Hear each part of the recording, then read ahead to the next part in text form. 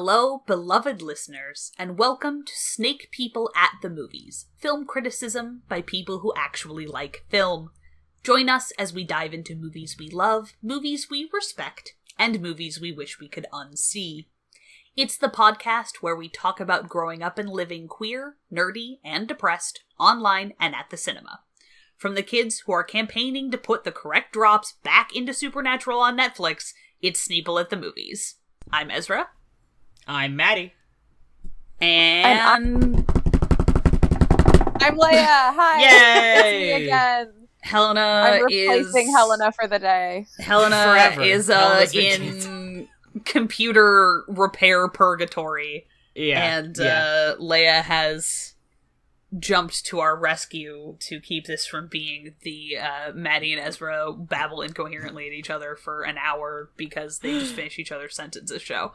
the Ezra and Matty become Danny and Rusty from the Ocean's Movies podcast. Yeah. It's we're not saying that's not going to happen. There aren't that many brain cells between us. That is true. I'm forming But, brain like- cells as we speak. We are on air, and I'm like, all right, well, it's showtime. Okay, so let's go. Yeah, it's my it's, brain is so no it's, longer it's smooth. It is probably not just going to be the weird double act that meant that even though we very rarely went to the liquor store by our old apartment, everybody who worked there recognized us because we always came in there together. Okay, who wants to go first? I guess I'll go first because I Okay. typed my name first when I wrote this. So also mine is really short because, the last couple of weeks have been a just like fucking roaring clusterfuck of trying to furiously clean every inch of my apartment, and I do mean every inch. I vacuumed the tracks on the windows, because my landlord is a crazy person, and also looking for a new roommate to take over for 1/3 of our lease, which has been also just a fucking exercise in insanity. So fucking touch wood, we have somebody lined up and it'll all go fine, and also like, you know, while my landlord did apparently make a face at my unfolded clean laundry on my bed, like she can't actually legitimately say anything about that. That's just her being a weirdo. So we should be fine. Yeah, that's not legal. It's extremely not legal. Anyway, landlords are bad. It's possible that Mao Zedong had it right about that one. Not to get too personal on this public podcast, but I rent from my mom, and she tried to write into my lease that I had to dust, and I was like, I'm not doing that. That's really, oh my god. Dust? Oh, that's really bad. Of all the cleaning chores? Yeah, she was like, keep everything clean, and I'm like, I actually don't feel comfortable signing a document that says I have to keep things a certain level of clean. I will sign a document that says I have to clean when I move out, but not that I have to dust regularly. I've never dusted in my life. Anyway, I went out and bought a duster. I bought a duster.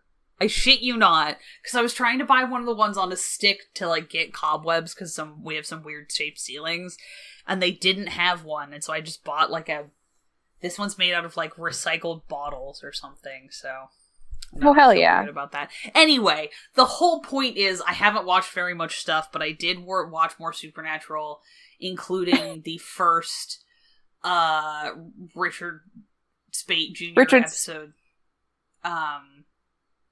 You also watched one of my top 2 Supernatural needle drops, which will come back later. This is true, yeah. The art of the Supernatural needle drop is going to be fucking the specter haunting this podcast episode. But like, I'm wearing my Supernatural t-shirt. I love it. In solidarity. So excellent. So I did that, and then I went to see the rebroadcast of the 2016 Kenneth Branagh Theatre Company production of Romeo and Juliet, starring Richard Madden and Lily James and Derek Jacobi, which I loved to pieces the first time I saw it, and so I was really excited to get to see it again. And I took my parents with me, which was fun. They actually, like, had a good time, because I was like, haha, I haven't dragged you guys to any Shakespeare in, like, a few years. And they were like, yeah, no, we're ready, or whatever. So that was just cool. It's really good. Nice. It's fun. They shot it. It's very inspired by, like, early 60s Italian, like, art film. And they shot it in black and white for broadcast in theaters, which just works really well. I don't know, so Derek Jacobi plays Mercutio, and obviously he's, like, 70-something. And all of the other young men are, like, under 30. And it lends this really interesting, he brings this really interesting quality to the role of somebody who is desperately trying to stay, not like relevant exactly, but somebody who is sort of very, very conscious that he's kind of like running out of the like things that would have made him the life of the party. And so sometimes he's, like, too over the top trying to compensate. It's just a really interesting take on some of the kind of weird aspects of how Mercutio behaves. Because a lot of times I feel like I've seen productions where the like, sort of rationale for him just being, like, kind of over the top and bizarre is that, like, he's closeted, he has to be closeted, and that just, like, makes you a little weird. Kind of a thing. And this one's more or that like, he's not closeted, or that he's not closeted, and it comes off as, people thinking it's weird. And in this one it's like, obviously, like, he's playing a character where it's like, obviously he's gay, everybody knows he's gay, but it's, there's just this kind of desperation to stay, like, to keep up with the young crowd, that just, like, works really well. I don't know. I mean, it's, like, not, if you can just, like, I don't know, stumble upon it in the wilds of the internet, you totally should. Because it's really fun. And, very cool. That in particular, I just, like, had a lot of fun doing. And then I was like, I should watch, some other stuff. And then it was like, actually, no, I have to go vacuum windowsills.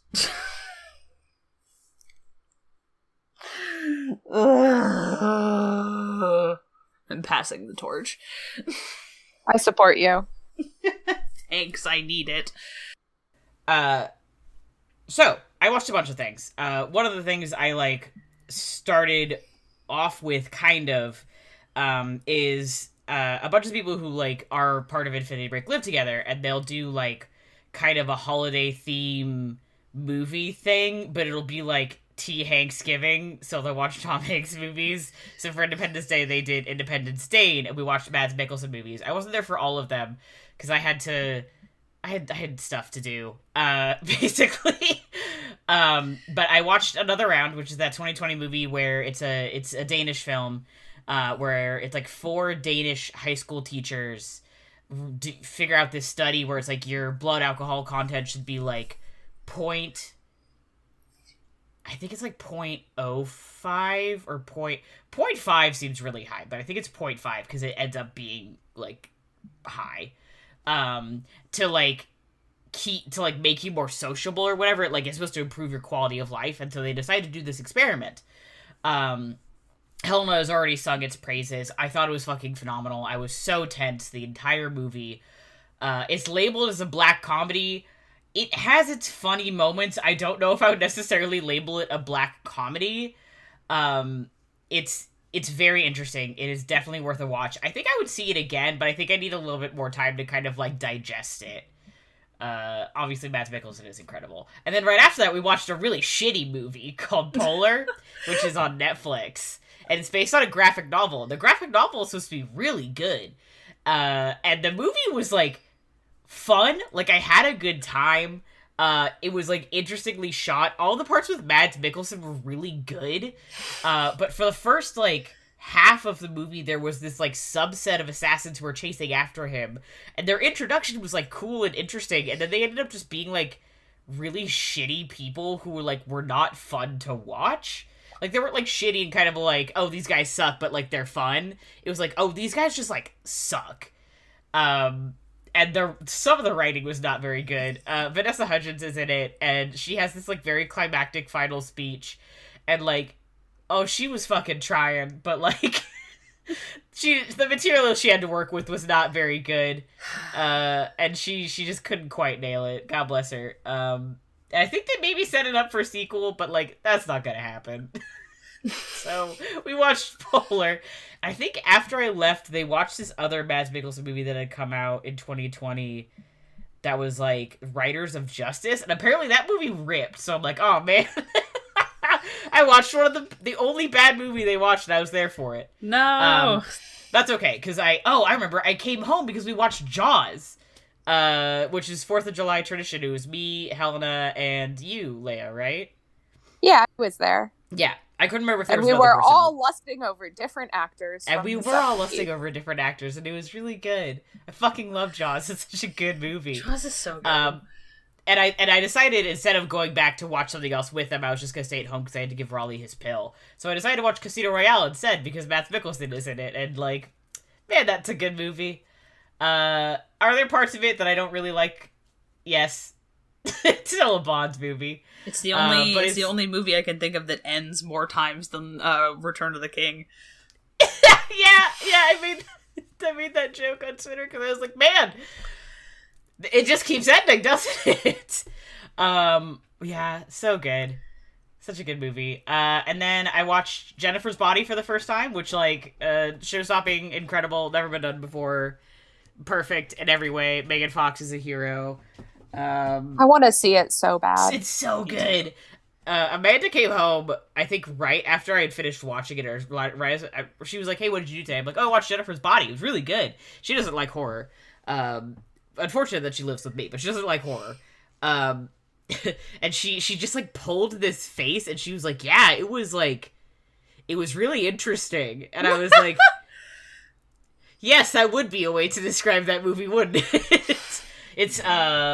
It's definitely gory, but it's so, I think it's smart. I think it's interesting. I think it's fucking funny. I think it gave me such flashbacks to being a teenage high school girl specifically. It just felt, I wonder what it's like to be someone who's a teen now and watch it, because it feels so true to even though I'm not from a small town, which they are from a small town, it is so yes, this is what being a high school girl was like. And I just loved every second of it. And then Leia and I watched Ocean's 12, which we she sure had not did. seen before. I love all the Ocean's movies, known Ocean's apologist, so had a blast. Always love a heist. They shaved Brad Pitt's head for this one, which was disappointing. I loved his romance interest, but I still think that she should have just been part of it, and that they tried to shoehorn an interest in for him was well, you're just trying to make him less gay, aren't you? It didn't work. It didn't work. It didn't work. The new Resident Evil animated shows up. I watched a couple episodes of that. Love to see Leon and Claire. Matty, glad they're doing great. Matty, have you gotten to the I wish I had some cheese line? No, I don't know. Hold on, I've never heard of this, and I'm so excited to see whatever this is. I came home last night, and my friend Tristan was over, or not last night, the night before, and I just plonked out on the couch, and Kevin's hey, do you want to see something that physically killed Tristan? And just cues up this fucking moment, and I don't want to I'm not gonna spoil it for you. I just need you to text me when you get there. But what was the line again? I wish I had some cheese. Oh my god, it sounds actually very familiar.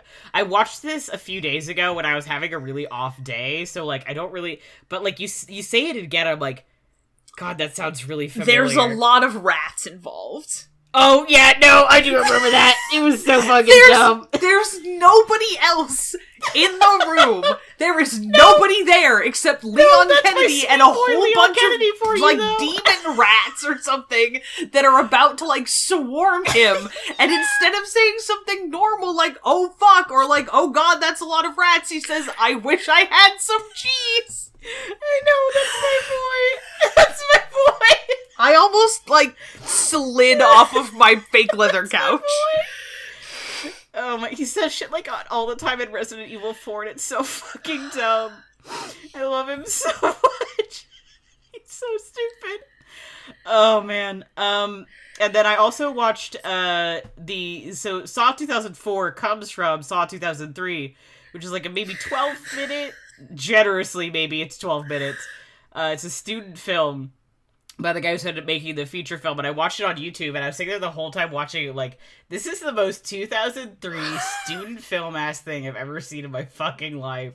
And I mean that affectionately, but like... Amazing. Oh my god. Oh, it was very fun. You say that, and we just watched Blair Witch Project, like, yes, that's weeks true. ago. Which is also, like... That is also very student film. Yeah. The thing is that Blair Witch Project was actually scary, and I spent most of the Saw 2003 just like fucking cackling.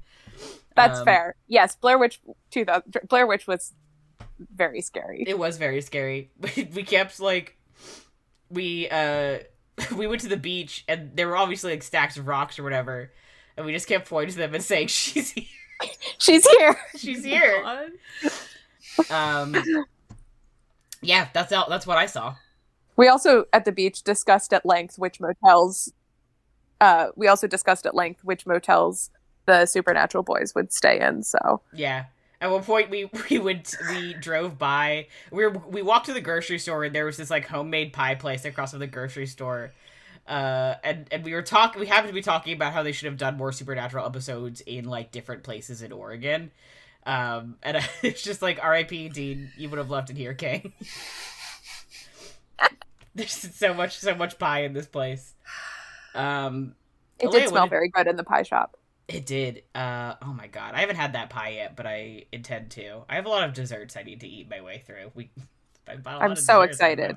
Yeah. Leah, what about you? So as mentioned, we watched Ocean's 12 at the beach. I enjoyed it. It's not my favorite Ocean's movie by far. But I still enjoyed it. I thought the twist was interestingly done. I watched Jaws. I watched more Supernatural. I don't think I've been on the show since this happened, but I did finish Supernatural, so every Supernatural experience I have from like a month ago on out is a rewatch. It's Leah did it. Here. The whole bastard, the Supernatural finisher, the whole bastard is here live on our podcast. Oh my god, we finally... It's incredible. You climbed the whole mountain, Leah. It's multiple months of my life that I can't get back, but I don't think I want them back. No. If only because you are like an on-call Wikipedia Supernatural knowledge for me. I know, it's great. It's great. So we enjoyed some Supernatural. I enjoyed Supernatural with various members of the Sneople. Including some actor commentary. Oh, that's right. We did. So I got some Supernatural DVDs, and we were going to watch some of season 2, but none of them worked except for the one episode we watched on season 1, which is the one, oh my god, what is that episode called? I always blank. Phantom Traveler. It's Phantom Traveler. It's episode 4. Yeah, it's where they have to go on a plane. It's the only one in the first 5 seasons where they have a track that's just Jensen and Jared doing commentary. And it was the funniest fucking shit.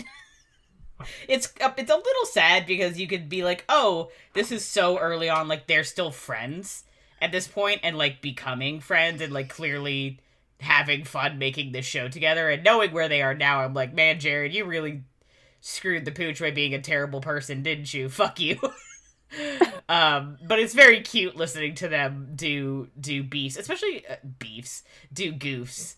Especially because, like, they also, it's very fun because they'll talk about it from an actor perspective, but they'll also interrupt themselves to be like, oh, look at this shot that they were just talking did. a lot about the film craft and the crew and like Yeah.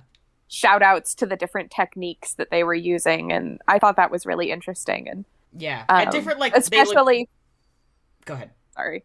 Especially for Jensen, who ends up directing an episode or two later on, and will now be producing his own show. Yeah.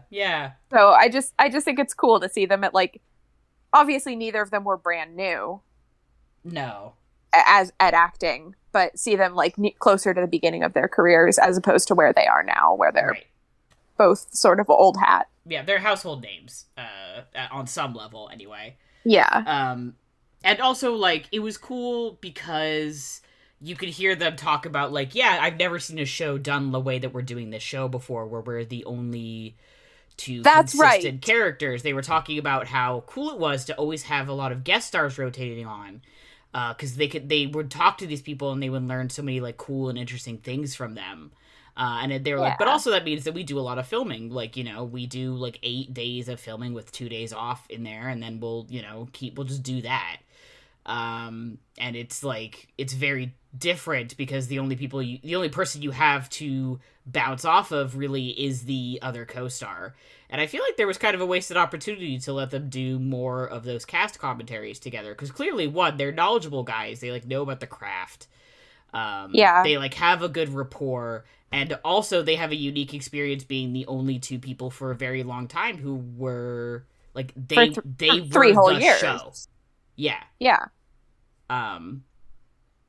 It was fast. You know, they're the only two guys who have been in every single episode of that show. Yeah. I think that's true. I don't think there's a single episode where neither of them are in, or where one of them isn't in it at all. Yeah, even if they're separated, they usually at least have a scene showing what the other person is doing. Yeah, that's ape or shit. A flashback of that's some kind. Ape shit. That's so much television. That is a lot of work that they put in. It's fascinating to me that they didn't take more advantage of.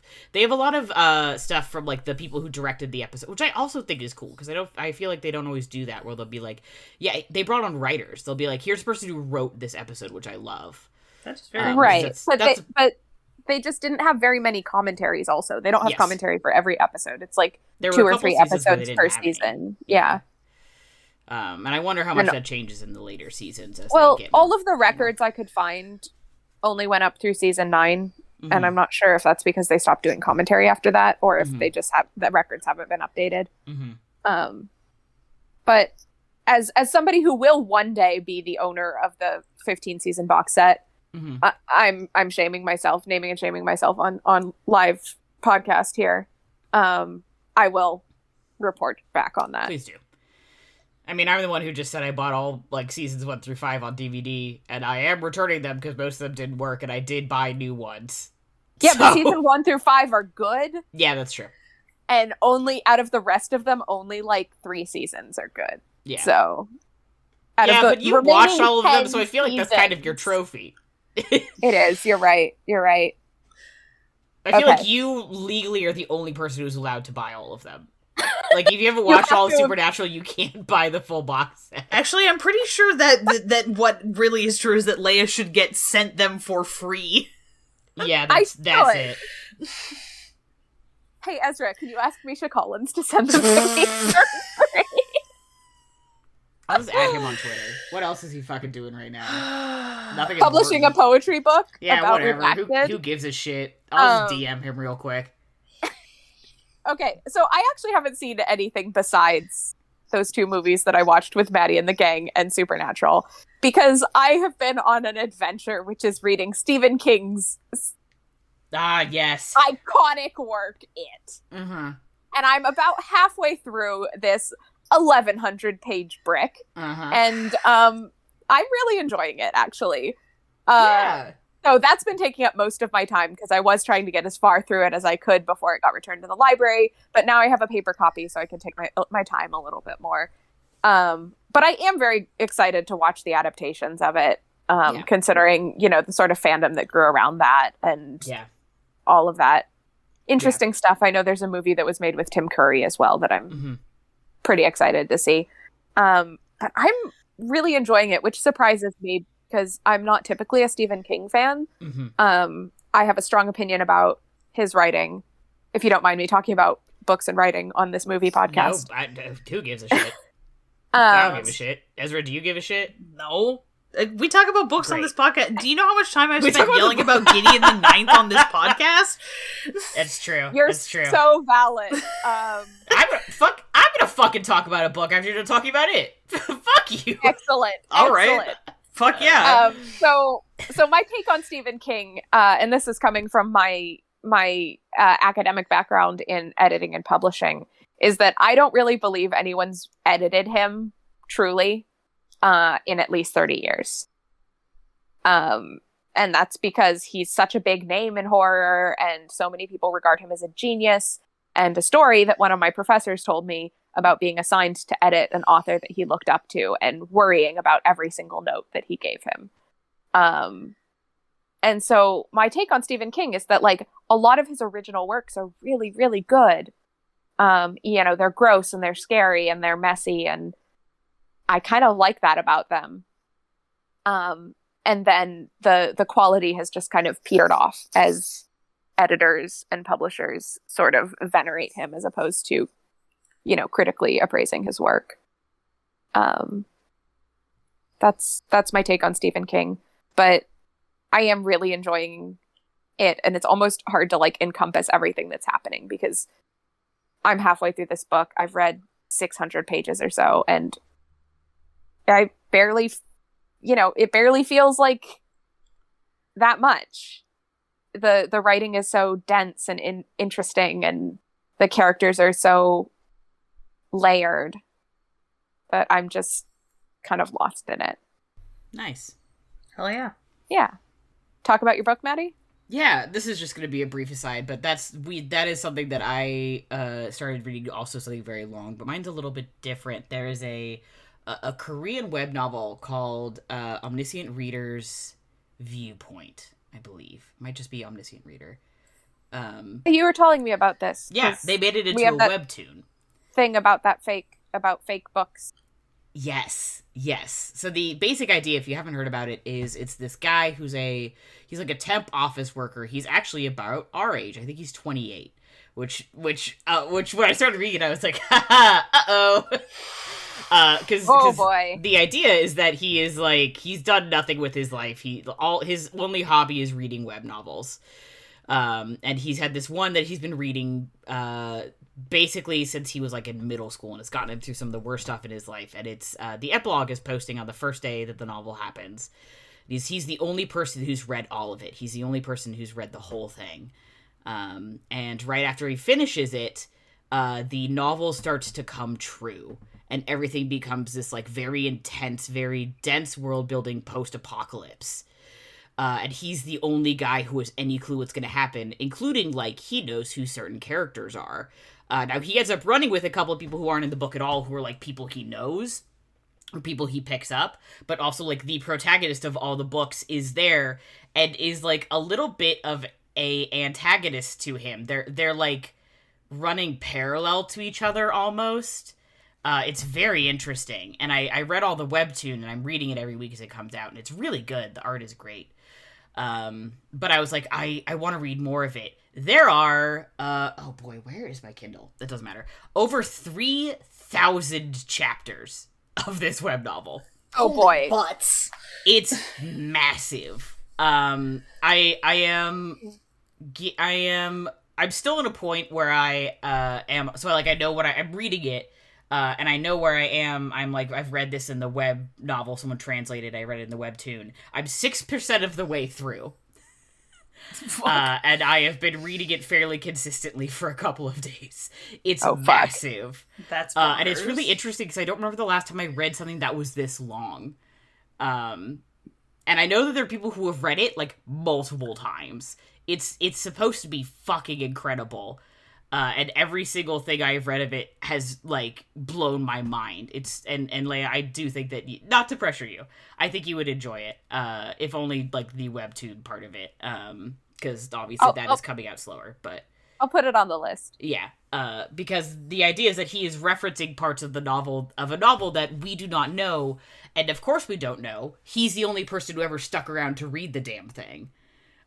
So we're finding out about the world as he's explaining it to us as it's playing out around him.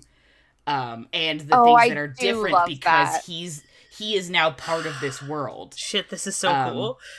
And he has to hide the fact that he's part of this world from everyone else because that he like knows because like obviously that doesn't make any sense, right?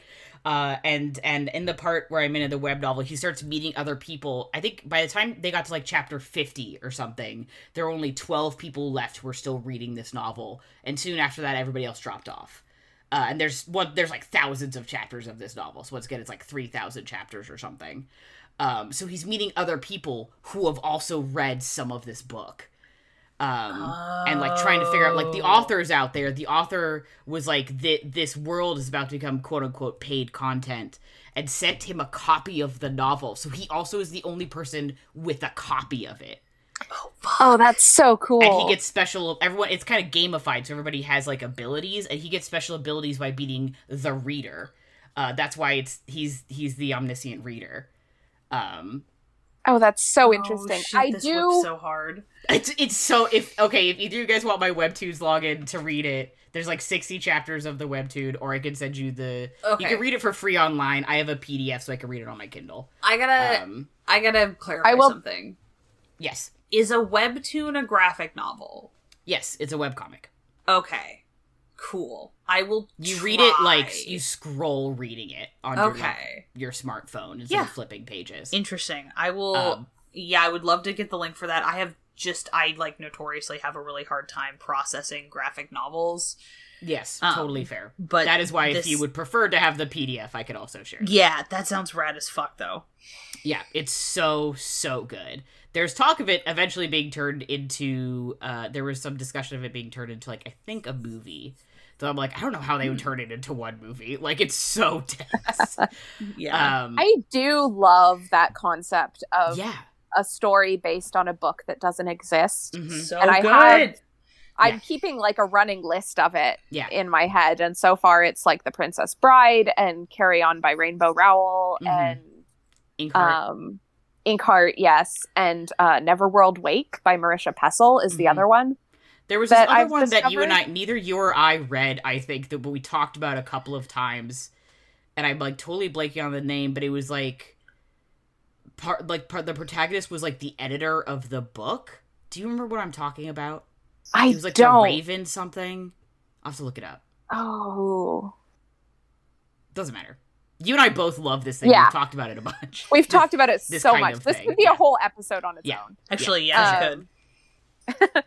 Put it on the list. Yeah. Yeah.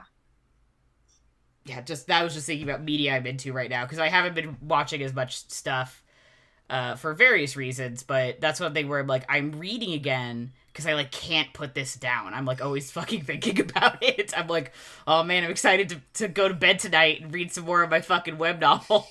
That's I already know the plot of. About reading. That's the best part about reading is when you're just so excited to get back into it. Yeah, it's so good. And I'm also learning stuff about like Korean history and like, because that's, not to get too deep into it, that is a thing that comes into play, is like different mythological and like historical figures. And I don't really know a lot about like Korean history or culture. So it's like cool to learn about that kind of stuff. Yeah. That is cool. You get to like absorb it. Yeah. Because it's not written, it is kind of written like, this is clearly was not written for a non-South Korean audience, but it's also with the idea in mind that like, hey, you probably learned about these guys in your history class, but you like don't remember who they are really anymore. So, like, I'm just gonna give you a refresher on like who these dudes are. And one of the side characters like got her degree in Korean history, which ends up being helpful to them, which is like kind of fun. That is convenient for the Western reader. Yeah, I think it's one of those things that just ended up being like, oh, this is why it was able to be so accessible once it was translated, even if that wasn't necessarily always the intention. Yeah. Yeah. On to the topic of the episode, though. We've been recording for like 42 minutes. Fuck the podcast. Fuck the podcast. I do have this very long list that is actually pretty out of order. I know you guys sometimes like to start with defining the terms. Sure. Why don't you have... tell us what the topic is? Okay.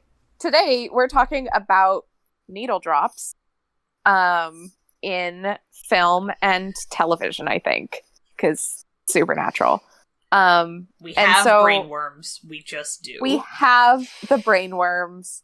So for the purposes of this topic, needle drops are songs with vocals that are either played in the plot, Ezra, I think you called it diegetic. Yeah. What would be the opposite of that? Non-diegetic. And unfortunately, there's not like a fun opposite to that. It's just diegetic sound is stuff that occurs within the world of the story, and non-diegetic sound is stuff that occurs out of it.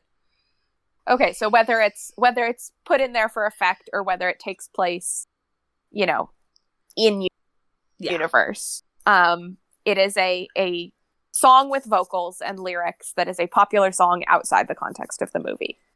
Would you agree with that? Yeah, I would definitely agree that it has to be a song that exists, like that wasn't generally, not necessarily that it cannot have been written for the movie, but usually it's the point is that it is a song that exists as its own separate cultural artifact that is being You could hear it on the radio. Yeah, that is being used in the film generally because of its cultural associations separate from its existence in the movie. Exactly. So to clarify, what a needle drop isn't is orchestral scores with vocals like Duel of the Fates or Valet Decem, which are the two big ones that I can think of. It's not musical theater or I would say that it's not musical theater, even though technically, while jukebox musicals do exist, I guess so hypothetically, you could sort of have a needle drop in a jukebox musical, but it would be a different vibe. It would be a different vibe, and like jukebox musicals are usually recorded in a different style. That is true. Like you could hear the Mamma Mia version of an ABBA song on the radio, but you probably wouldn't. You'd probably just hear the ABBA song. Yeah. Hopefully you wouldn't have to hear the Mamma Mia version of an ABBA song on the radio when you could hear the normal one, because very few of the people in those movies can sing. That was mean. That's a good effort. Oh, yes, no, not at all. I'm just saying that I never want to hear Pierce Brosnan sound as if he's having his toenails forcibly removed off camera and calling it singing. No, you really don't. I would say that for personally, I do think that the song has to have cultural impetus outside of the film. So I don't think that pop songs written specifically for a movie necessarily qualify unless they become popular after the movie's released. I was thinking about that Russell Brand and Jonah Hill movie. Yeah, at which point it's almost like a retroactive needle drop, which is like weird. Exactly. But also none of the songs from this movie I'm thinking about, Get Him to the Greek, are like popular because they're not good. They're just funny. they're just bad. I thought that movie was pretty funny, but it's not like a good movie. Fair. So I have a list of my top 5 needle drops, and I have a list of reasons why needle drops are cool. Where do we want to start? Where do you want to start? This is the topic you brought to us saying I want to talk about it. It's true. I just don't want to take up all of the stuff. Okay, so the like top 3 reasons I think that needle drops like work are songs as time frame, songs as character affect, and songs as atmosphere. Mm-hmm. Songs as time frame, that's like Atomic Blonde uses songs from the late 80s to set the time of the movie. Oh, that's what you mean by that. Okay. Yeah, so Captain Marvel, in the same vein, uses songs from the 90s. Like Nirvana and No Doubt to set that film firmly in the 90s. There's a really excellent scene set to Come As You Are. I know mixed feelings on Captain Marvel because of military funding and all that. That use of Come As You Are is very well executed. It's very well executed, and I really enjoyed it.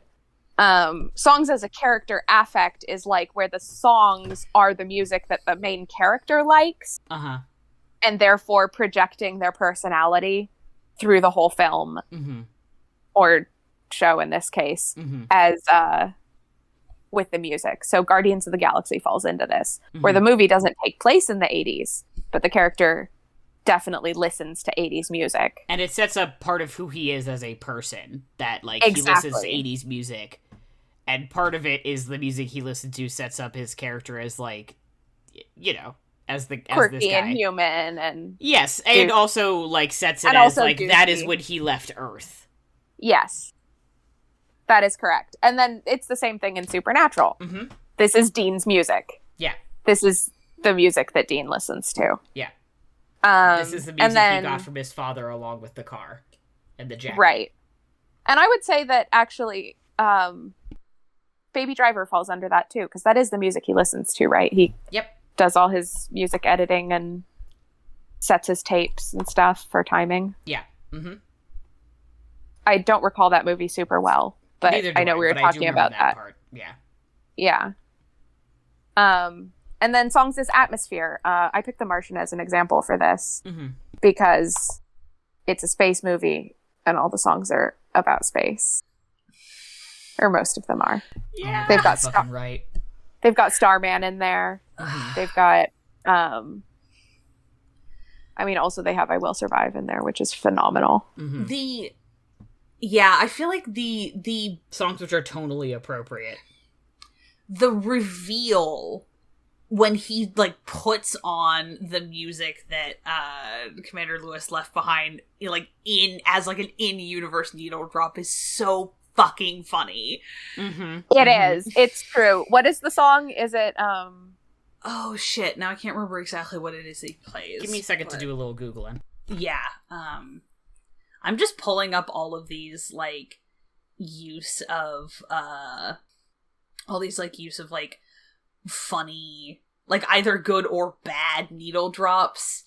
Apparently there's an extremely on the nose one in Suicide Squad where they're just like, oh god, somebody is evil, let's just start playing Sympathy for the Devil as a way to show off that we could pay for the rights to play Sympathy for the Devil, and it's like, fuck off.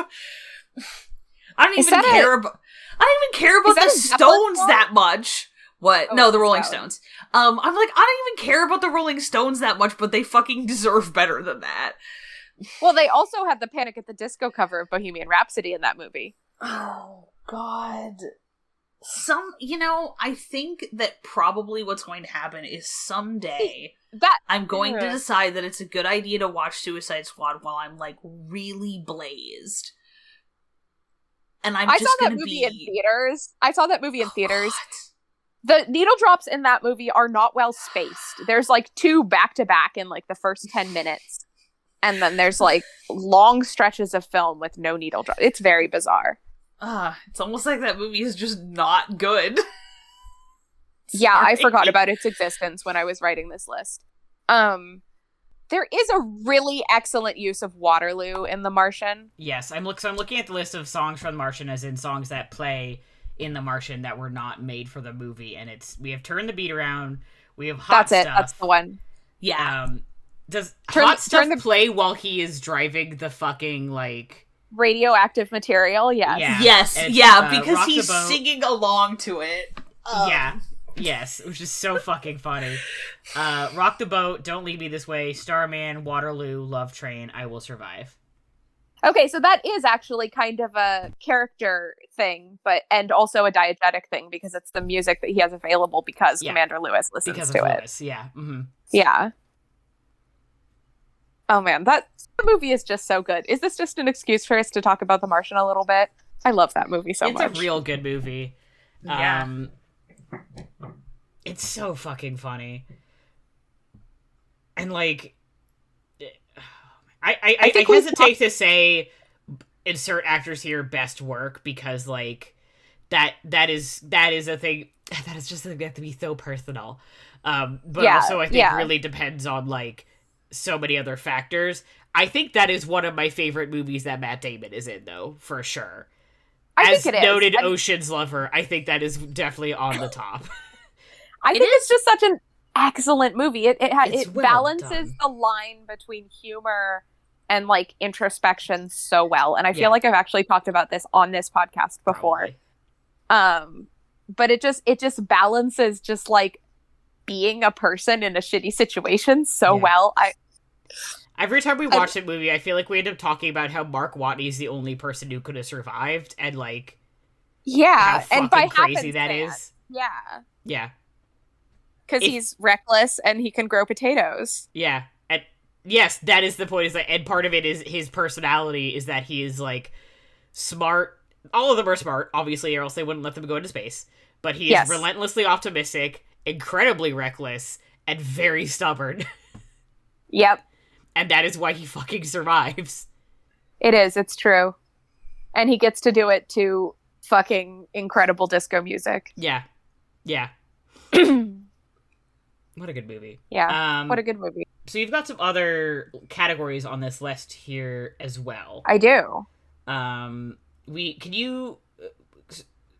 think so just for the listener who can't look at this list, we have songs inspired by the score, Lord of the Rings. And then I have score inspired by the song, which is in Inception. Yes. And those didn't end up next to each other, but they should be next to each other. So what is the difference between the two there? What do you mean by that? So songs inspired by the score, Howard Shore wrote some really incredible scores for Lord of the Rings, obviously. And one of the songs to come out of that, I'm actually going to qualify Into the West as a needle drop. Those incredible credit songs. Those incredible credit songs that are drawn with themes from the film score. Yeah. Into the West does it. Gollum song does it. I can't recall the name of the Enya song, but that also does it. Yeah. Mm-hmm. Or whatever it is at the end of the Fellowship. So using those themes that you've been listening to throughout the whole film and then wrapping it up into this beautiful song with lyrics and emotion, I'm going to say that qualifies as a needle drop because, yes, we have all listened to Into the West and cried late at night having an emotional moment. Yeah. At 2 a.m. Yeah. Like that song has a life outside of the film, but it is also drawing from the themes of the film. Yeah. In a way that kind of encompasses the whole score. Whereas on the other end, the Inception score is, I watched this incredible analysis where somebody slowed down the song that they use as a cue for the time, the waking up. It's the Edith Piaf song, which I can't recall the name of. It's in French. Isn't it? No, it's... No, what? Oh my god, my brain is full of holes this evening. I'm gonna look it up because I would like to say it, and I can't actually pronounce French now. Yeah, we don't. We've lost our resident person who does French, so... No, it's non, je ne regrette rien. Oh, yes. Which means no, I regret nothing. Which is cool. That's fun. Yeah. So they use this song diegetically as the cue for when to wake up from the dreams. So somebody did this analysis where they take those long, Hans Zimmer blasts that the score is based on, and they slowed it down, or they sped it up, and it is the bass line of the song. So you were telling me this when we watched it last, and I was like, what the fuck? Yeah, so if you take Edith Piaf's song and you stretch it out and the tone lowers as it does when you slow a piece of audio down, and it becomes, mushy and crunchy and whatever else those music words for people who are audio nerds that I don't know. You get essentially Hans Zimmer's score. And so that's where the song was clearly the inciting moment for that whole score, as opposed to the song summarizing the whole score as it does in Lord of the Rings. Cool. And they're both really incredible effects. And they're both really well done. And also I feel like fit fit the movie very well. Yeah, I don't think definitely. either one of them would have worked if they had been flipped. Yeah. Yeah, I think all the time about the when Frodo is leaving, and he said goodbye to all his friends, and if we were watching this during, I don't know, like New Year's or whatever, we would all be crying, and it would be like 2 a.m. Crying and holding each other. Yeah, yeah. And it has the obviously not that fast, but and then when the credits begin, you hear that then eases into the West. Yeah. Oh man, it gets you every time. Because it evokes that memory of him going into the West. Yeah. It's not. Man, the white said gold that does needledrops. I know that we said that needledrops have to be a song with words, but I am gonna argue that the opening melody of Into the West playing for the first time when Gandalf is telling Pippin what elf heaven at the uttermost west death looks is like. Yeah, what death is, just another path that we have to take. And like the gray rain that curtain. fucking musical theme starts playing. It's the first time you hear it, and I like lose my fucking whole ass mind every single time it happens. And it's almost like a reflexive needle drop because that song is so burned into your brain now that when you go back and watch the movie, it functions the same way that a needle drop does, because it like originally was written for the film, but now it has this other, like, it exists separately, and then when you put it back, it functions the same way, even though it wouldn't originally qualify as a needle drop. Yeah, it becomes a leitmotif for talking about the Grey Havens. Yeah, it does. And I just want to say that, like, obviously lots of movies have like a medley over the credits. And Into the West is kind of a medley. It's not really. I mean, it has some of the other themes in there, kind of hidden, right? Yeah. But it's not a medley in the traditional sense. It doesn't go from theme to theme. But it does kind of sum up that whole emotion. And that's just like such a testament to like what an incredible score Howard Shore put together, and just how burned into your brain it is. As opposed to the score growing from the movie. I know we said we weren't going to talk about orchestral scores, but like... Yeah, whatever. Yeah, but we also frequently say we're not going to talk about Lord of the Rings on this podcast, and then we end up talking about Lord of the Rings, so like, whatever. All bets. We've already done 4 entire episodes about Lord of the Rings and still have stuff to say about Lord of the Rings, so whatever. I know, and I recently just listened to them again. They're phenomenal. They're pretty alright. I was going to actually bring up Jupiter Ascending's score, which is just an incredible orchestral score by Giacchino. Is it Michael Giacchino? He also scored Star Trek 2009. Yes, that's Michael Giacchino. Okay, and so there's a 4-movement piece that he wrote for Jupiter Ascending that was written before the film was made, essentially. That's used at various points. And there are, scenes that are written, or score pieces that are written for scenes. But there's this just great 4-movement piece that just kind of spans the whole thing. And I just think that sweeping music, big orchestral music, just like changes what a film is. And I think Lord of the Rings really does that.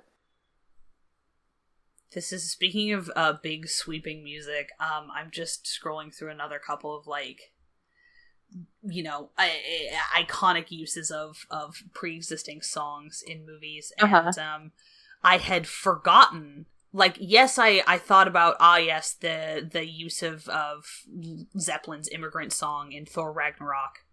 Yes, very, very good, but also when it shows up diegetically in School of Rock, when they're in the fucking van on the way to the competition, and I'm just like, oh yeah, Shit, that's really good, and now I want to watch School of Rock really bad. We should just do a Jack Black episode. Yeah, essay about why School of Rock is one of the best movies ever made. Go. Yeah. Guys, I know I love Jack Black. I love Jack Black so much. Yeah.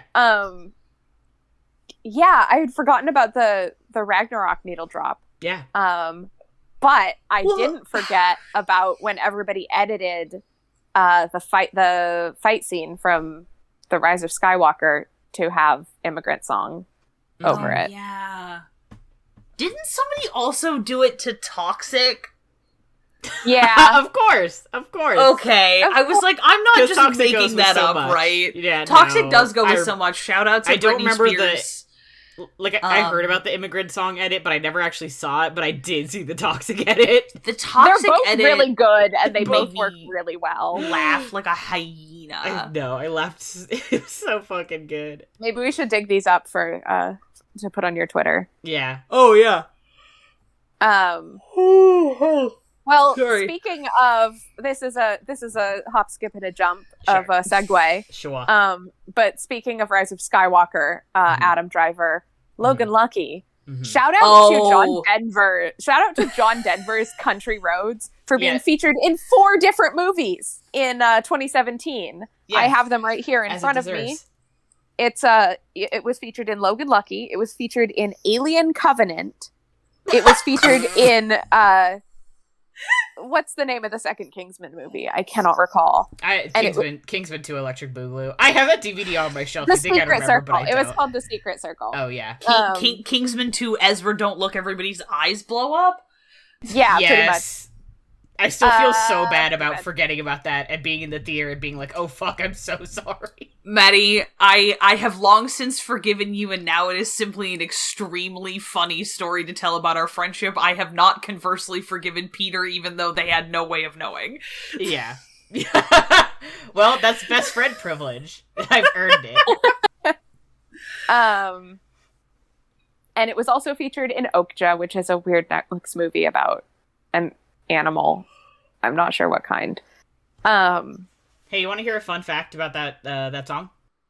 Sure, what's up? It is also featured in Whisper of the Heart, which is a Ghibli movie from 95.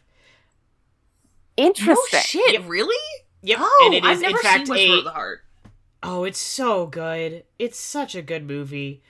It made me cry. It's one of those things where, like, the girl, she's trying to, like, basically translate it into Japanese for them to sing in, I think, a school event or something, and she's trying to obviously make it work with, like, the flow and make it still, like, make sense in Japanese, and it's very sweet, and it's executed really well, and it's one of those, I think my Letterboxd review of it is Siri, add this movie to the amount of times a cover of Country Roads made me cry. It did make me cry in Logan Lucky. Which I still need to see so bad. Hey, you want to know something funny? What's up?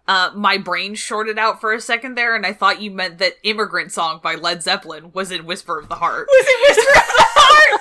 Oh, God. Big if true. Also, I was trying to remember where it was in the fucking Kingsman movie! I just lost the plot of this conversation, like, real hard about, like, a minute ago. I think you missed my segue, which was Rise of Skywalker to Adam Driver to Logan Lucky to take home Country Road. I heard John Denver, and then my brain fucking, like, record scratch skipped back. Just thinking about John Denver. I was like, what the Thought fuck too hard is about John happening? Denver. Dude, I'm mad because I actually got emotional about that fucking song in the stupid Kingsman movie that I hated because I can't stand eyeball horror. Because eyes, and that whole movie is eyeball horror, except for the part where Mark Strong is, like, A, really hot, and B, like, the only character I give a shit about, basically, in those movies. John and they were like, there. what if we just, like, blew him up? And I was like, fuck you. That did make me sad. I was not happy. And doesn't he sing Country Roads? Yeah, he does. He, like, goes to, like, sacrifice himself, and he's singing Country Roads the whole time, And I was so angry because I was like, I'm so mad that Mark Strong is such a good actor that I'm, like, having a feeling. Kill me. Yeah. I will also say, Country Roads was used in the Fallout 76 trailer from 2018, which would be the next year. which is crazy. That, like, what was the John Denver estate doing? They were trying to get him back into relevance. I think I read that somewhere, actually. That's so very funny. I funny. mean, like... I like, mean, good for them, because that song John wins. Denver. Yeah. Like, my dude. And that song fucking rips. It does. When I was in middle school, I would go to summer camp at this place in Eastern Oregon, and they had rewritten that song to be about the summer camp, as summer camps do. And so it took me a very long time to learn this song, because I learned the summer camp lyrics first. In your brain, you were just always doing summer camp, yeah. In my brain, it's always just 218, take me home. Yeah. And I'm just like, no. That's really cute. That is very cute. It was very cute. I have the lyrics written out somewhere. And my stepmom is from Virginia, but she lived in West Virginia for a while. And I remember we were talking about this weird phenomenon, and she got, like, weirdly mad about... I guess not weird. Angela, if you're there, I love you. She got mad about Country Roads because she was like, there are aspects of that song which are incorrectly referencing parts of West Virginia that are not actually there. And I remember I was like, is that true? We got into, like, a Google thing about it. We were trying to figure out if that was accurate. I don't remember which one of us was right. I should have just, like, have trusted her because she's a science teacher who lived in West Virginia. But I was like, I feel like that's not accurate. But yeah, so now every time I think of Country Roads, I just think of my stepmom. Love not you, a bad. Angela. Also, it's not a bad memory. It's such a good, yeah. It's just a very good song. For someone from the opposite side of the country, I'm like, Country Roads. I know. and I have not seen Okja or Alien Covenant, so I can't speak to their use in those films. But it is definitely a song that comes up when you're trying to do a tearjerker. Yeah. Yeah, I don't know. There's something about the idea of going home is, I think, very easy to call to. Yeah. Of course. I would be remiss if I didn't shout out another personal fucking favorite movie with a really good needle drop, which is have I made either of you guys watch With Nail and I with me? Not yet. No, but you gushed at me about it. I really need to make you guys watch this fucking movie. I forget what we were watching that had an actor in common with Nail. It was probably Richard E. Grant, though. That he's in everything. Sounds right. Yeah. Maybe. It's Helena. Helena's the one it's Helena and I who have a bunch of feelings okay. about this movie. But there is a very specific use of the Hendrix cover of All Along the Watchtower. Ooh. In this movie that is just like, it's such a good, like it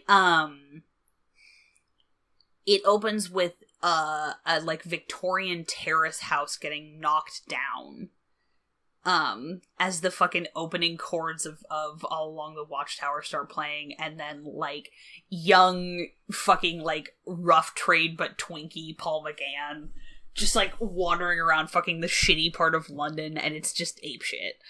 And I go Paul nuts. McGann, the Eighth Doctor? Yes, Paul McGann, the Eighth. I'm gonna. Okay, damn. Yeah, no. Look, please. I'm gonna just. I need to show you. I need to send you a picture of what he looks like in this. I'll take a look in just a second.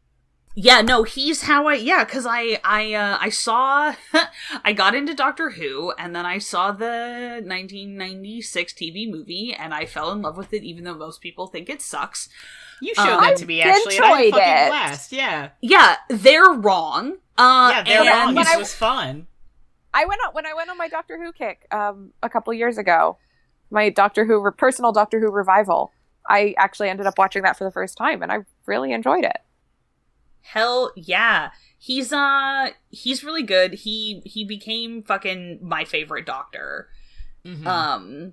And then they wrote him out of existence. Yeah, well, they didn't write him out of existence. They were just like, oh, he's like too much of a wee to be the fucking one who destroyed Gallifrey or whatever. And I'm like, you guys clearly Cowards. have not paid attention to any of the novels or the extremely good Big Finish audio dramas. So, Big Finish. They really have. Ezra, hot take. Yeah, what? Hot also, take. I have posted a pin. Please look at this. He's really hot. Wonderful. Hot take. the Eighth Doctor and the War Doctor are the same person. The war just went on for so long that he ended up looking like John Hurt. That is the only thing I will accept because, like, it made me so mad at the time. I mean, like, I was already done being a Doctor Who fan by the time that happened, but that decision retroactively ruined years of Doctor Who fandom for me. Oh, yeah. I was, like, ready to, like, fucking fight Stephen Moffat in the street over this one. Aren't we all? Which, like, obviously, yes, we absolutely all down. are. Stephen Moffat, come on any time so I can fucking destroy you. Yeah, Stephen Moffat. With my superior muscles and intellect. Stephen Moffat, my beloved. Yeah. Thanks for ruining Staying Alive for me. Sorry. What?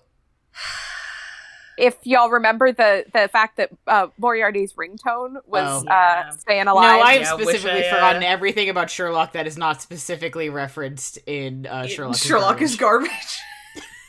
Yeah, but unfortunately, I was in the fandom during that break between seasons. Yeah. Oh no, that's totally fair. So if you'll remember, the season ended on that reveal. Yeah. That was his ringtone, and that he was getting a phone call when he was about to kill Sherlock. I hate that I know things about Sherlock. I also hate that I have you know so things. successfully deleted so much of that show. I know, it was really Weirdly a enough, select all delete in my brain where I was like, I shall forget this now. The strange thing that I remember more than I expected to is that I remember the unaired pilot, like, versus that, because I've seen the pilot, because on some of the early, like, when you got the DVDs, they had the unaired pilot on there, which is, I found it. Like, everybody has already pointed out, genuinely, it is a half hour shorter, genuinely better, and also not lit like someone who has, like, never used a light source in their life. Mm-hmm. Also, the apartment looks, like, messier. It's better. It looks more real, and Benedict Cumberbatch looks slightly less like a fucking ancient alien's ass, like, attempt to capture some weird otherworldly creature in marble who also looks like a fucking fucked up baby. He looks like the Death Stranding baby. Oh god. Anyway, excuse me. I was so disappointed that the unaired pilot was not included on the Supernatural box set that you got, Maddie. Yeah, that wasn't. There's an unaired pilot of Supernatural. I have to stop. No, we have to. And one of the needle drops in the unaired pilot, which did not make it into the actual pilot, is Boulevard of Broken Dreams. I have not seen this unaired pilot, but we all need to get together and watch it. Clearly, we do. Yeah. Is this a good segue into Supernatural needle drops? I think it's yes. I think we should. Also, I'm putting specifically this. I'm putting a link to a video because I want to watch it later. I just, like, before we go to Supernatural, I do want to do a quick shout out to the 2000s trend of putting a random song, like random pop song in the credits. Like, we do love it, we do miss it. Disney used to do this very fun thing in the 90s and 2000s where they'd do a pop cover of a song that was in the movie or a song that was related to the movie in the case of Atlantis. Yeah. I mean, I'm thinking of Keep Holding On at the end of Aragon by Avril Lavigne. Like, that was so fun. I'm also thinking of the Colby Calais song that's on the credits of City of Bones. Yeah. And the Moby song that ends up being the end credits of every Bourne movie. Didn't know that, but that's very funny. It has that screechy sound that's like the iconic Bourne sound, but it's actually just a Moby song. Yeah, true. Okay. The songs at the end of the Narnia credits, specifically Regina Spektor, The Calling, like, iconic, perfect, beautiful, never been done before, also, show-stopping. They used to make all those albums that were, like, songs inspired by the film. They did one for the Hunger Games. The first Spider-Man movie ripped so hard. It's so fucking good.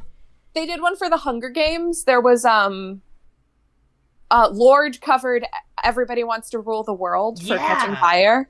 It's incredible. And it's good. It's good. And, they did one for City of Bones, too, and I only remember this because Ariana Grande did a song for it, and everyone was roasting her on Twitter because of the incest in City of Bones. Mm-hmm. It's not and even... I know it's not even incest, but people, Mm-hmm. it was very funny. It was a very funny moment because she was just like, I just like the vibe of the movie, and everyone's like, but it's about incest, but it's not really because they're not really siblings. I also like the vibe of that movie, but that movie I'm a has gremlin. Vibes and not much else. Yeah, that movie rude. has. But the vibes are incredible. That movie has incredible vibes and also incredibly attractive actors. Yes. The fucking soundtrack for Jennifer Bodies is really, really good. Oh, I'm so excited. Oh, I can't name any specific moments that I'm like, oh, that was like a needle drop. But like, it's so good, and also very funny, because at one point, like, they self-reference that thing that bands do, where they're like, the only way you can get popular anymore is if you happen to get onto a soundtrack for some shitty movie, and the guys in the band are playing songs that are on the movie soundtrack. It's it's so dumb. Hey, remember Trent Reznor doing the soundtrack for Shit! For The Social Network? Yeah. Fuck! Rowing the boat. Rowing the boat, yeah. Mark Zuckerberg. I feel like you have to link that one so any of this makes sense. Oh yeah, we will also have to link that. That incredible Game Grumps video. Yeah, I remember watching. I don't watch Game Grumps anymore, but I remember. Z, did you watch that with me? I think it's a Mario 64 episode where they're talking about the. Is it the Yoda jokes one? I think that one is one of them is driving back from the airport and was desperately trying to text the other one, trying to remember the name of the social network. Yeah, no, it's because he's woken up. He's just woken up. It's because Danny wakes up to Aaron having texted him voice to texted him like a gajillion messages, trying to remember who fucking Mark Zuckerberg. Trying to remember the name of the Facebook guy, and he delves into the social network trying to remember the name of Mark Zuckerberg. I have to say, I don't have any attachment to the Game Grumps. I've never watched any of it except for this one video, but that one video is like my go-to if I'm in a bad mood. Oh my and I'm God, just like, so I'm funny. dying, I'm so depressed, I'm so upset. The animation someone did for it is so and good. I end up just dying laughing every So time. good. That video never fails to cheer me up. God. Oh my God. Anyway, so I do have one more point I want to make before we get to Supernatural. Yeah, and I think we can go out on Supernatural. I think we can go out on Supernatural. Do Bond songs count as needle drops? I don't think so. If only because we are not, for the most part, like, I wouldn't count necessarily like an end credit. They're opening credits, right? It's a similar kind of concept. They're opening credits, yeah. Yeah, and they set the tone for the movie. They sometimes will set up, like, the plot in interesting ways. But I don't know if I would necessarily... I don't know. Would we count a tone setter as a needle drop? The only reason I say that is because those songs are all written for the Bond films. Yeah. So that would normally disqualify them, but because they're written... and they're performed by famous performers of the era. Yeah. I feel like that end up usually becoming, like, radio. Yeah. Like, radio Skyfall hits. got so popular. Skyfall was so big. Billie Eilish did the most recent one. Oh, that's fucking crazy. Yeah. I think... Go ahead. I'm gonna come down on them being sort of needle drop adjacent. I think that's very fair. Because, especially since the thing that has the air of the needle drop for me, where part of the thing about the needle drop is that it's sudden. I agree with that. Where it doesn't really work unless you, like, recognize what is going on fairly quickly. And so the thing that is more like a needle drop is the iconic, the brass theme. Yes. Because as soon as that's just a theme song. They do that in Indiana Jones as well. It's true. But the thing with the Bond thing is that because it has that specific, it's almost like a visual needle drop too, because it's the same shot of the barrel with the same drop of that specific fanfare that kicks off the song. It's the fanfare that feels more needle drop-y to me than the like credit, the like title song one. Yeah. That's true. Does a needle drop, I mean, I feel like most needle drops have like an action moment. Mm-hmm. Yeah. I think like Immigrant Song or like London Calling in Atomic Blonde. Yeah, they're all they are songs that have a recognizable opener. Yeah. Come As You Are. Yeah. The fucking I was looking at some Oh, they have Under Pressure in Atomic Blonde as well. That also extremely Chef true. Kiss. Or like Shaun of the Dead when they beat that one zombie to death with pool cues to Don't Stop Me Now. Oh, incredible. Which is like which is like a fucking, that is an instantly recognizable song, and you're like, oh, like you gotta have that moment of like, you just like it relies on everybody getting the joke really fast. Yeah, and that's kind of why the ones in Suicide Squad don't work, because they're really popular songs, but they're just like, they don't, the moments don't feel that significant. Thank you so much for giving. I cannot wait to watch this Green Grumps animated again for like there's the no actual gazillionth time. There's no there's no hooked on a feeling moment from Guardians of the Galaxy in Suicide Squad. Yeah, I have to admit, as someone who actually fucking hates Guardians of the Galaxy, that moment is incredibly well executed. Mm-hmm. It is, and that's a great song. Mm-hmm. Yeah. But back to Immigrant Song. Let's take the Zeppelin train to let's drive.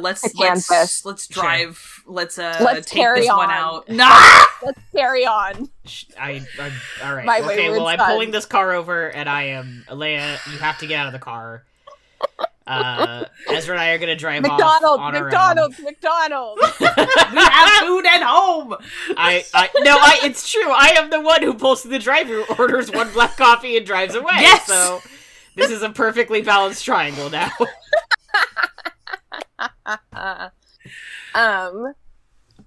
Supernatural uses needle drops really well. Yeah. Mm-hmm. Really well, Mm-hmm. especially for what started as a low-budget show in 2005. They also do a really good job of referencing music without referencing it enough to need the rights for it. Yeah. Mm-hmm. Like the multiple episodes, the tens of episodes in this 300-plus episode show that are named after Zeppelin songs specifically. Mm-hmm. Mm-hmm. Also, a Stones song, Sympathy for the Devil, is the name of an episode. Mm-hmm. And Dean humming Metallica on the airplane. Yes. Because it calms him down. The thing about Supernatural... It calms me down. The thing about Supernatural is that the first season was released before streaming rights were a part of making a movie and negotiating song rights. Uh-huh. Which means that on Netflix and on any streaming service, there are different songs in the Supernatural soundtrack, which really messes with the vibe of a couple of episodes. Yeah. It's so annoying. It's really frustrating. Go ahead. You're probably going to talk about what I'm about to say, so. I was going to segue, but so let's go. I was thinking about the season 1 finale where they get hit by the truck. They get hit by a truck, yes. Yes, and As think... Bad Moon Rising is playing. Yup, and if you watch it on Netflix, that is not what's playing, and it's not as good. And it's not as good because then when you start the second season, and it is Bad Moon Rising, which picks up from exactly where it left off at the end of season 1. Yeah. Also, Bad Moon Rising is just an extremely good song. It's an extremely good song. Shout out to Teen Wolf for that really incredible cover they used in season 3 of Bad Moon Rising. The 2 episodes that it really ruins for me are Hell House and Faith. Mm-hmm. Because that use of Don't Fear the Reaper is over the top iconic. Like it's so good. That's like top 3 needle drops in the whole show. Yeah. And they just have to replace it with something else. And it doesn't have the same punch. And then Hell House, that episode is based, like, a large part of the plot is about Blue Oyster Cult. So the fact that they don't actually have the 2 Blue Oyster Cult songs that get used in that episode is pretty sad. Yeah. I mean, we all have the experience of hearing Carry On My Wayward Son in the grocery store or at a barbecue. And just forcibly grabbing my soul so it doesn't leave my body and being like, we're not thinking about Supernatural right now. Yeah, just astral projecting. Stop that. Stop that. Ezra, you and I just got to experience the incredible needle drop of Renegade by Styx. So good. And then Leah, you and I then later experienced, because we watched Baby, it was the Night Moves. Yeah. Oh, Night Moves. That's such an incredible one. That's like also top 3. Yeah. The context is that Sam hooks up with someone in Dean's car, and he's trying to apologize, and Dean is like, no, and puts on Night Moves, which is a song about teenagers hooking up in a Chevy in a cornfield. Mm-hmm. And then they start singing together and they drive off, and it's fucking great. Yeah, it's a great moment, and that show doesn't have enough of those boys being happy together. Yeah. Which would make the sad parts hit more. Yeah. I actually have a whole playlist of like Supernatural needle drops with like Goodbye Stranger and God Was Never on Your Side. And even that Bon Jovi moment from season 3. Mm-hmm. Dead or Alive. I just think that using the music to tell the story is a really good way to elevate a show that could have not been so good into a show that is actually pretty all right. Especially when music and that kind of music is such a crux of one of the characters' like personalities. And like of Americana, honestly. Yeah. It's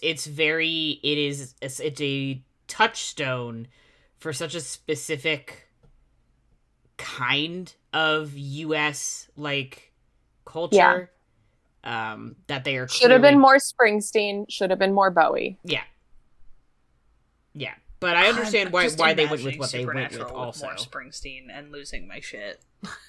I am just saying they should have used Dancing in the Dark. It was right there when we reboot Supernatural. Matty, that's a whole other podcast. When we reboot Supernatural. Yeah.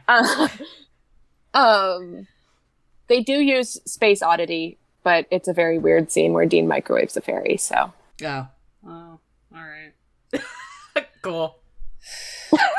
Okay. Really wasn't sure how that sentence was gonna end, and then I was like, what the fuck? Real surprising, right? They took a twist. He what? Well, he microwaves a fairy. It's in the UFO episode. Okay. You know, what else is new? Oh God. Ezra, you signed up for this. I know. It's okay. I'm here. I won't. That episode though, it's not good. This is why I signed on for a limited contract with Supernatural now. I wish that was... I mean, I guess that is me, but because I'm only watching 1 through 5, but, like, I'm watching it. There are a couple episodes I am making the executive decision to read the description for, but other than that, like... I mean, you've watched all of that before, right? Yes, but it's been a very, very, very long time. So, yeah, but you can say you've seen it. Yeah. It feels like cheating because it feels like I haven't seen them, even though I'm like, yeah, I'm pretty sure I saw all of these, but, you know. I only skipped 2 episodes in my rewatch. Yeah, which is fair, I think. Yeah. But, you know, I think you deserve it. I think you get to skip little an episode as a treat, considering you saw all of it otherwise. Hashtag the French mistake. Truly a mistake. Truly a mistake. So I think we're kind of winding down here, but Leah, you have a list of top needle drops. It says 5, but there's 6 on this list. I assume the last one maybe is a bit of a goof, but I'm gonna make you include it on your list. So, okay, I did make a list of my favorite needle drops in films. They are mostly ones I've already mentioned. Mm-hmm. So London Calling in Atomic Blonde. I Will Survive in The Martian. Supernatural, either Night Moves or Renegade. It's hard to decide. They're both so good for different reasons. Unfortunately, again, I'm also not a huge fan of Guardians of the Galaxy, but I do love that Hooked on a Feeling moment. I'd take that burden for all of us. That's okay. Yeah. I think it's a fine movie. It's just not my personal favorite. And I understand that. And then a movie that apparently I am taking on the burden of liking for most people, Days of Future Past, the X-Men movie with time travel. Dude, the time in a bottle moment. Completely fine because it had Patrick Stewart and Ian McKellen in it. So, like, you know. It is. That time in a bottle moment, which was Quicksilver's. That was so good. That was so good. Was redeemed, if by nothing else, by that scene. It's exactly. So and then good. They tried to do it again with Sweet Dreams in the second movie that had Quicksilver in it. Yeah. And it just didn't land. Fun, but... It was also fun, but it just didn't land as good. Yeah. The scale was bigger. It was, I don't know. So, Time in a Bottle, it's a very short song. It's an incredible moment in the film. And then, yes, my goof on here is the use of Imagine Dragons' Believer in the trailer for Murder on the Orient Express, the Ken Brand version. Yep. Which is still the funniest shit every time I watch it. Just still the funniest shit. I need to watch that again. Let's watch that trailer again after we're done recording. Yeah. Honestly, it's funny. It's got a good rhythm. It's snappy. It suits the film. Yeah. And every time I think about Imagine Dragons, I just remember that their first album was originally written to be the soundtrack of Spider-Man Turn Off the Dark. What did you think Radioactive was about?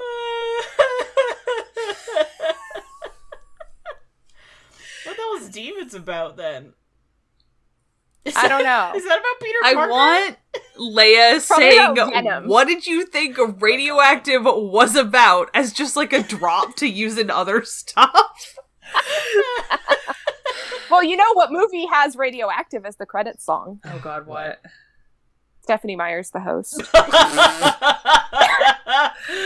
Okay. I'm just alright. We're going out on the note of Leia being just full of gloriously cursed knowledge. Podcast over. Podcast canceled. No, I want you guys to tell me your top 5 needle drops. I don't know. I've talked about a bunch of my favorite ones. I was just reading something that was basically just like, people are so 50-50 on Forrest Gump, which is an entire fucking movie built around needle drops. Amazing. I've never seen Forrest Gump. I saw part of it for a high school class, and I didn't really have a good time. I guess.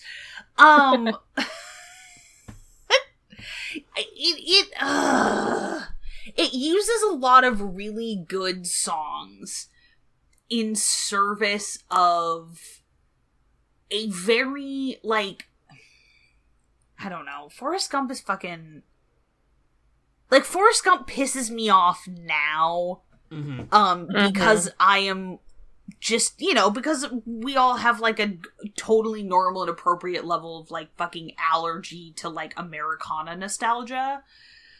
Yeah.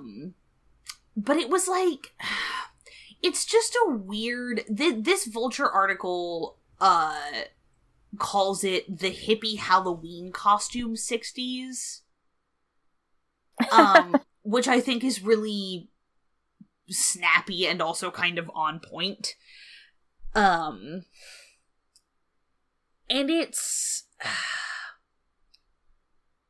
like, it's sort of, they're very much just like kind of signifiers of the time period in a way that, like, don't respect the complexity of the social moment in which songs like Blowing in the Wind, Fortunate Son, California Dreamin', let the fucking Aquarius Let the Sunshine In, it's just a very, like, flat portrayal of a decade. That's totally fair. It's just that the emotional beats work really well because Steven Spielberg knows how to put together fucking an emotional arc of a film. That's fair. You know, as I've said on this podcast before, Spielberg movies are the equivalent of, like, a place that you could go that you know you will always get a very satisfying sandwich. It's just a sandwich, but it's a very good one. It's a damn good sandwich. It's reliably a good sandwich, but it's still just a... Why did I fucking say that was Steven Spielberg? Can you cut that, please? I am the world's biggest idiot. I am such an... Oh my god, that's embarrassing. You can't, it's fine. I have lost my whole ass mind. I don't know where I fucking got that. It feels like, you know what it is? It's that Forrest Gump feels like a fucking shitty knockoff of a Spielberg movie. Yes. Because it's directed by Robert fucking Zemeckis! You said Spielberg, and I was like, that doesn't sound right, but it has, I, like, understand the vibe, so I was like, maybe I, like, don't know anything. I didn't particularly enjoy that movie, so... I just had a bunch of shit. My whole brain just, like, slid out one of my ears, and then I had to cram it back in. I say shit that doesn't make sense and isn't true all the time. On this show, let alone in my real life. I only say true things. Yes. Like, so there's three of us that are standing before you. One of us only lies, one of us only tells the truth, and one of us sometimes just doesn't remember things correctly, so... Which door is the one you need to go through? Robert Zemeckis... I would never lie to you about bad media. Robert Zemeckis directed Who Framed Roger Rabbit. And Contact. Cinematic classic. And other cinematic classic, yeah. And then a bunch of other extremely dumb shit after that. Also Back to the Future, which I have zero... I don't like Back to the Future, I'm sorry. Handshake, either. It's fine, it just does nothing for me. That's fine. I've also never seen Castaway. Neither have I. Is that the Wilson one? Yeah, that's the one with the anthropomorphized volleyball. Yeah, that's the one where that's what they named the guy from House after. A lot of people really like that Polar Express movie, but it just freaks me out. Yeah, it hasn't aged particularly well in terms of the look of it, I would say. I mean, I also, you know, we've spoken about me and my feelings about Christmas being separately. Christmas movies. Separately. Yes, anyway, you also Forrest Gump. Christmas. Forrest Gump feels like a fucking ripoff of the strong and consistent emotional beats of a Spielberg film. I'm going to the fucking chief's desk so I can hand in my non-existent gun and my fucking film credential badge. I am the chief in this case, and I will not take them. It's okay, you're handing them back to me. I'm like, oh no, like I'm just what if I'm too much of a wild card? And you're like, no, we need you. You can't quit. Yeah, literally, I know I can't quit. I literally can't quit. I have to do the outro. Yeah. You can't make me hand in my jester hat of cursed facts. Yeah. I won't allow it. This is true. Nobody's trying to take it from you, Leia, because none of us could do it justice, and also I don't think anybody else wants to wear it. Yes, that is also true. Were there any cursed needledrops in Ready Player One? Oh God! I tell you what. We'll tell you. Ezra, quick, read the outro. Leia's gonna investigate the horrendous hell pit mystery that is Ready Player One, so that the rest of us don't have to. And we will tweet about it if there are any particularly deliciously cursed needle drops, as I sort of just assume there are. It feels like that kind of film. Springsteen song? Oh, fuck How off! Dare they do and that? On that How note... could they? They also used Everybody Wants to Rule the World. Well, duh. And One Way or Another by Blondie. And I Want to Be Your Lover by Prince. And Can't Hide Love by Earth, Wind, and Fire. I'm closing this window. What Springsteen song did they use? What did they do to Stand on It. Okay. What a weird pick. Okay, well... Whatever. That was a weird movie and a bad movie, and I'd rather go back to thinking about The Host because I actually enjoy watching that bad movie. We should have gone out on The Host. Yeah, well... We fucked up. We, as we do from time to time on this podcast. But, since you've, stuck with us this long, thanks for hanging out with us here on Sneople at the Movies from the Infinity Break Network. Check out infinitybreak.net for more awesome content, and come hit us up on Twitter at people_snake. Our theme music was done by Johnny Ronaldo, who you can find at Johnny Ronaldo on Twitter. Our logo was designed by Bethany Leuthold. Check her out at bethanyleuthold.wixsite.com. If you've got a subject you want to hear us talk about, a movie you think we absolutely need to see, or YouTube links to your top 3 needle drops of all time, come say hello. Also, if you can, please leave a review on iTunes and share the show with any friends who you think would enjoy it. As always, thanks for listening, and we'll see you at the movies.